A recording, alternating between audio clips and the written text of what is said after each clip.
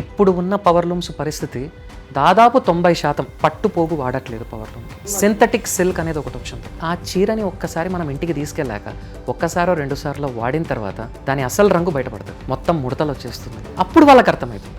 Surprising thing is, Kanchi నుండి తెచ్చిన చీర కూడా పవర్ లూము, దాంట్లో పాలియస్టర్ పోగుంది. మా క్లయింట్ దగ్గర పాపం తెచ్చింది.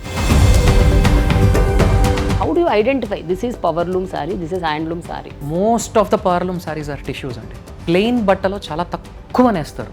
ఎందుకు అంటే సింథటిక్ సిల్క్ పోగు బయట పడుతుంది కాబట్టి. టిష్యూలో ఇట్ ఈస్ హిడెన్, జెరీలో ఇట్ ఈస్ హిడెన్. ఇప్పుడు మాలాంటి వాళ్ళ దగ్గరికి తీసుకొచ్చి ఈ చీర పవర్ లూమ్దా ఇదా అని చెప్తే మేము ఓపెన్ చేసి లాస్ట్లో వీవింగ్లో ఒక పోగుని తీస్తే కానీ అర్థం కాదు. కానీ హ్యాండ్లూమ్లో తయారయ్యే ప్రతి డిజైన్ని కాపీ కొట్టలేరు, అంత ఈజీ కాదు. నేను ఒక అద్భుతమైన వింటేజ్ చీరని ఇస్తాను, ఆ చీరని యాజ్ ఇట్ ఈస్ టెక్స్చర్తో పాటు కాపీ కొట్టమని చెప్పండి, అవ్వదు.